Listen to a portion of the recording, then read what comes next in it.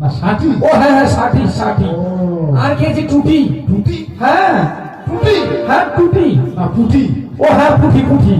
আর কি খেয়েছি জানো? কি খেয়েছো? স্যাংরা আর চেংড়ি। বাবা, ট্যাংরা আর চিংড়িও খাই দিলে? না বলো ট্যাংরা আর চিংড়ি। ও হ্যাঁ হ্যাঁ ট্যাংরা আর চিংড়ি।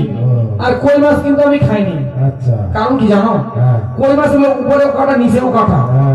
একবার যদি গিলে যদি একবার মানে কাটা ফেয়ার করে আমার হাঁ করে থাকতে হবে।